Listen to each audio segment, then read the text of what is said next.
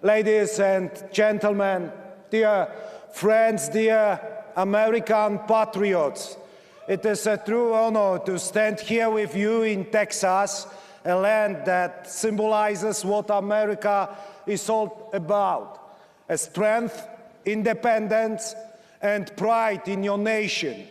I bring you greetings from Poland, a country that understands what freedom truly costs and why it must always be defended. This year, in just a couple of months, the United States will celebrate 250 years of independence.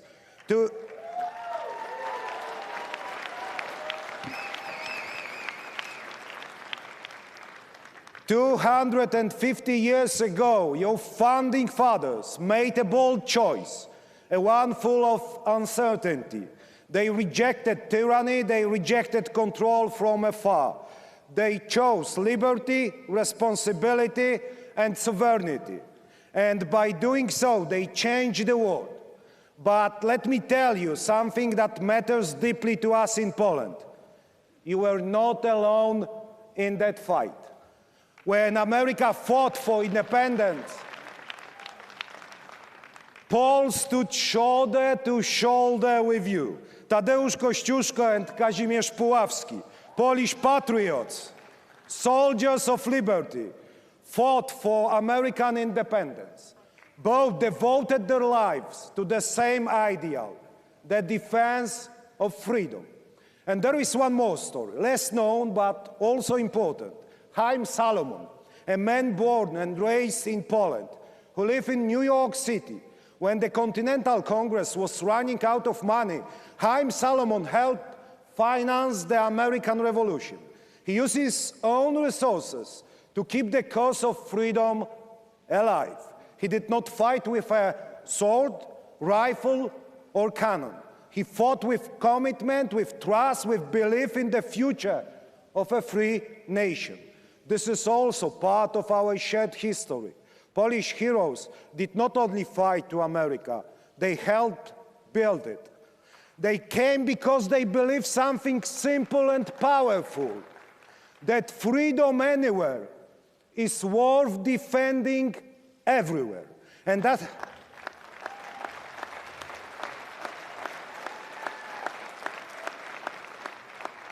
And ladies and gentlemen, and as I'm standing here, I can state with certainty that this belief still connects and resonates in our nations today.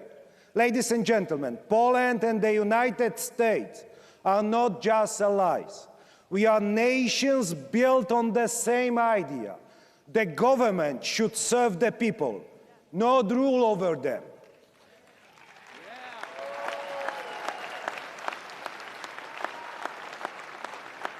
That freedom must be protected, not managed. That tradition matters because it gives meaning to freedom. In America, these ideas were shaped by your founding fathers. In Poland, they reach back centuries to a time when we built one of the first republics in Europe, where power was limited, where citizens had a voice, and where liberty was part of our identity. We are two nations, two continents apart, but rooted in the same Christian civilization.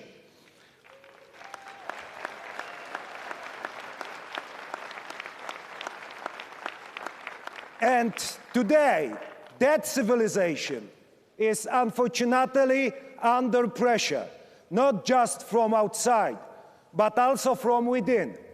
We hear voices telling us that patriotism is something to be ashamed of, that borders don't matter, that faith should be pushed out of public life, that tradition is something to be erased. You hear it here in America, we hear it on the other side of the pond in Europe. But let me say this clearly, a nation without identity is a nation without a future. And I'm sure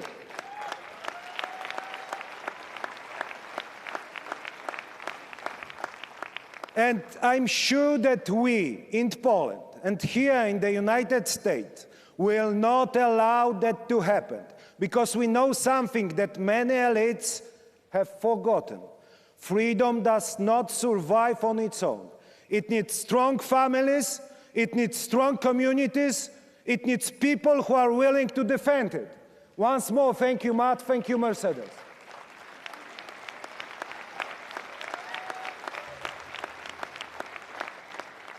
We also know that threats to our way of life are not just cultural. They are real. They are geopolitical. They are dangerous.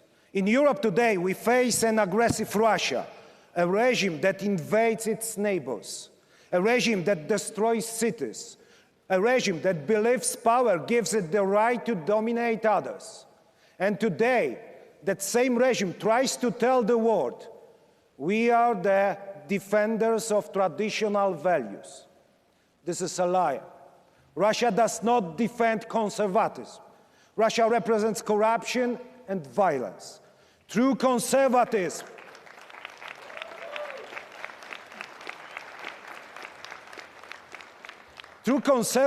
respects nations. True conservatism respects human dignity. True conservatism believes in freedom under law. We also see other threats. The regimes in different parts of the world spreading instability and terror in their respective regions and beyond. These authoritarian powers that want to reshape the world not around freedom, but around control. And in the face of these threats, we have a choice: to stand divided or to stand together. Poland has made its choice. We stayed with the United States just like we always have.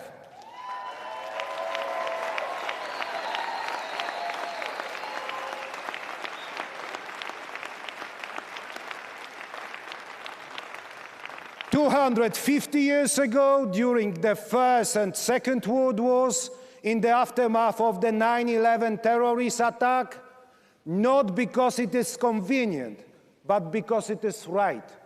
Because you know, ladies and gentlemen, alliances are not built only in conference rooms and behind closed doors. They are built on the battlefield. They are built in moments of courage. They are built in moments of sacrifice, including the courage and ultimate sacrifice shown by the 66 Polish soldiers who gave their lives in Iraq and in Afghanistan.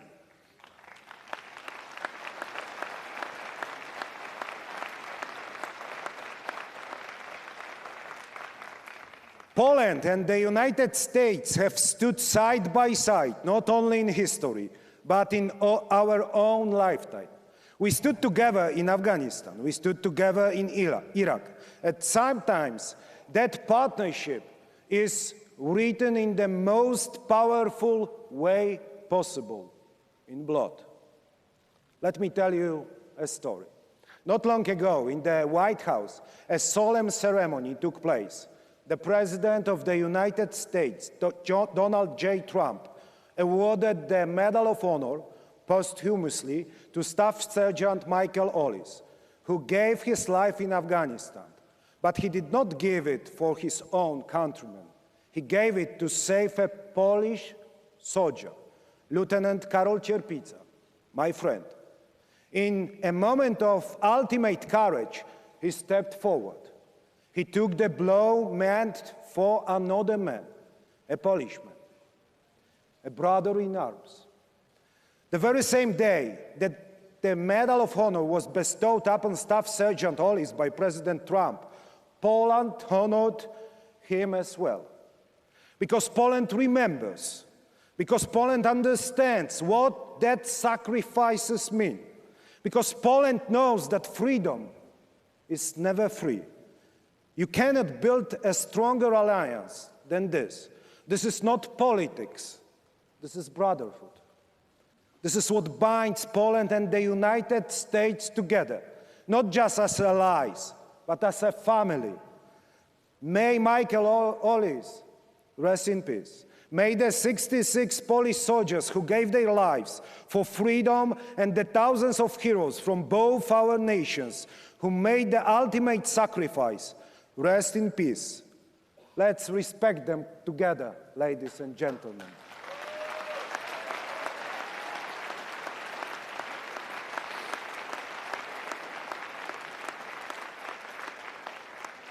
Let me add something important. The challenges we face do not come only from outside. In Europe, they also come from within our own community. Let me be clear. Poland made the right decision in joining the European Union, and we want to be a part of the EU.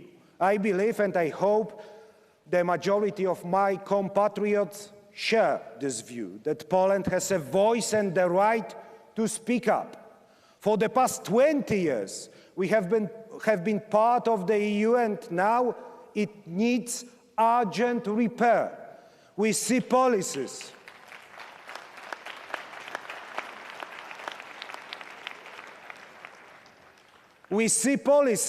that, however well-intended they may be, risk weakening the very foundations of our strength.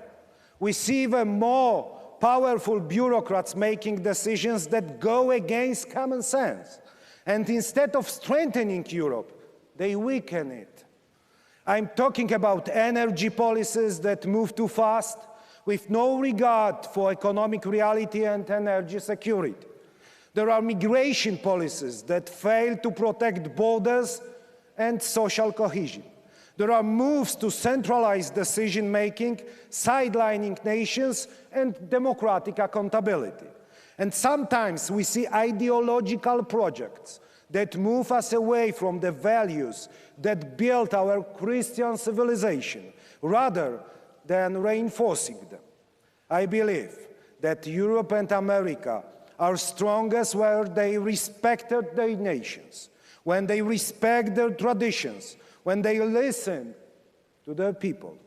Poland is committed to transatlantic realm of strong nations, and not a one that forgets where its strength comes from.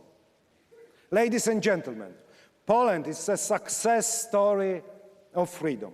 Just one generation ago, we were behind the Iron Curtain, a communist system. But that was not our choice. After World War II, Poland did not regain its freedom, even though we fought on every front of the war. Unfortunately, after the brutal German occupation, another occupation came, this time imposed by the Soviet Union. And that occupation lasted almost 50 years. But let me tell you something important. The Polish people never accepted it. Never. Even in the darkest times, there were those who refused to surrender. The Kars soldiers, underground fighters, or General Ryszard Kuklinski, who helped expose Soviet plans to attack NATO countries. In doing so, they not only defended Poland's future, but also built the foundations of the future Polish-American relationship. There was also a man who reminded the world who we are. Pope John Paul II.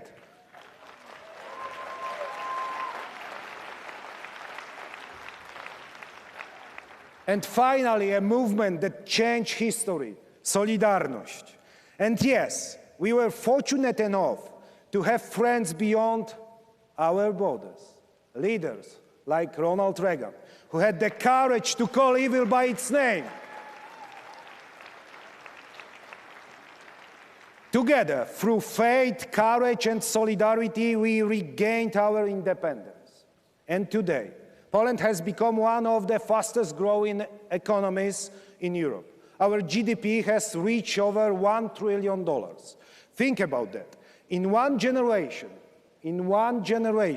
we went from communism to prosperity, from control to opportunity, from dependence to strength.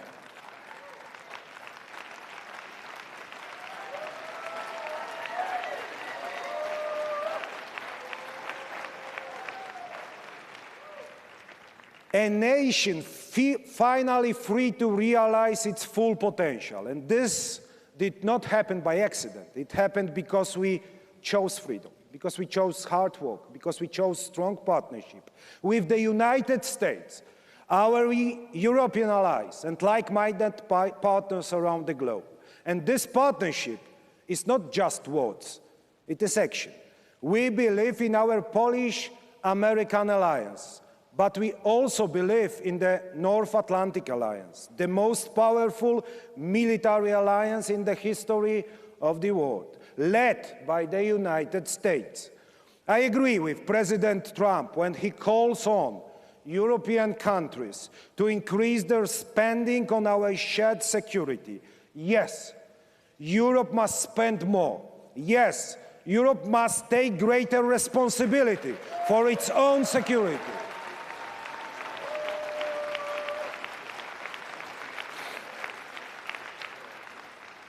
In Poland, we understand this. That is why we stand as the Eastern Guard of Europe, of Western civilization, which we defend against tyranny, lies, and violence from the East, from Russia, though not only from there. But we will not accomplish this great task alone, nor even in cooperation with the United States alone. We need our allies, we need their commitment and their sacrifice to preserve freedom. That is why we need to develop and strengthen NATO. Today, Poland is one of the strongest allies of the United States in Europe. We invest in our military.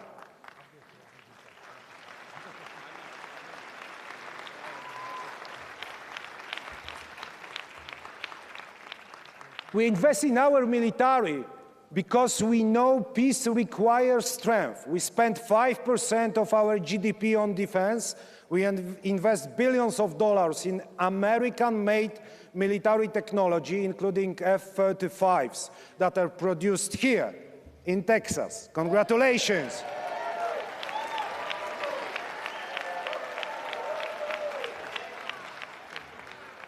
And ladies and gentlemen, we host thousands of American troops because we believe in real alliances, not symbolic ones. And let me say this clearly. We host American troops on the shoulders of the Polish taxpayer because we understand what solidarity means. We understand what border sharing means. We do not just talk about alliance. We pay for it. We support it. We strengthen it.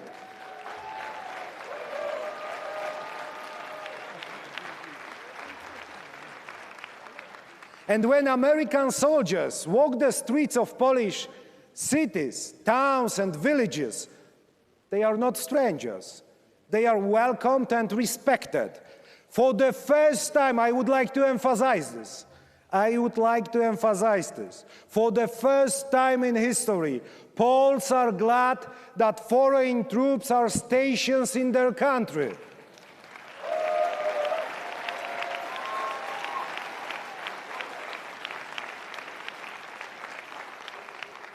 Polish and American troops stand on the front line of NATO because we understand what is at stake. But our cooperation goes beyond security. It includes energy independence. For years, some European states in their navy decided to depend on unreliable partners who use energy as a weapon. Poland said no. We chose diversification and cooperation with the United States. And together we are building something even bigger. The Three Seas Initiative, a project that connects countries from the Baltic to the Adriatic and the Black Sea. It is about infrastructure, it is about energy security, it is about economic strength, but above all, it is about freedom. For the past 10 years, we have been turning this vision into reality. We are the fastest growing region in Europe. We have invested billions of euros in roads, railways, broadband networks. We are doing this to create stronger connections and better opportunities for the 120 million people of Central and Southeastern Europe. Because a region that is connected, developed, and independent is a region that cannot be controlled by authoritarian powers. President Donald Trump understands it. In 2007, Poland organized the Free Seas Initiative Summit in our capital, in Warsaw. President Trump was there to support the initiative.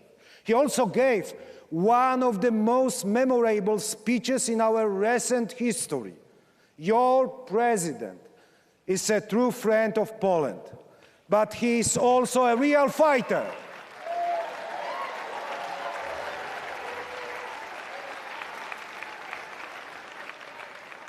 President Donald Trump fighting for a better life for the American people, including the nearly 10 million Poles who have made America their home. We need leaders like him, leaders who put the people first, protect the jobs, defend families, and secure the future.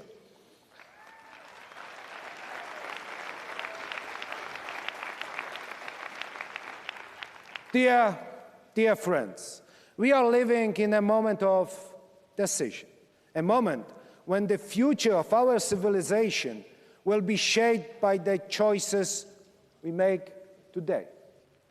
Will we defend our values or abandon them? Will we stand strong or step back?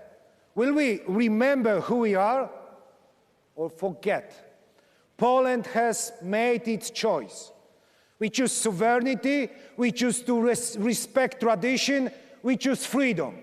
250 years ago, Americans proved that freedom can defeat tyranny. Decades ago, the people of Poland and other countries in Central Europe proved it again. And today, it is our responsibility to ensure that this story continues. Not just for us, but for our children, for our nations, for the future of the free world. So let me say this clearly here in Dallas, Texas.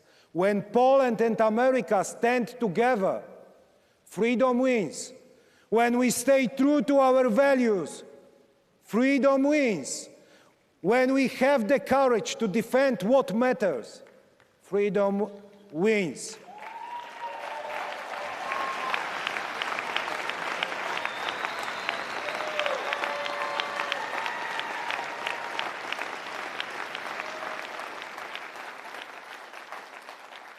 Thank you all. God bless Poland. God bless the United States of America. And God bless the alliance between our great nations.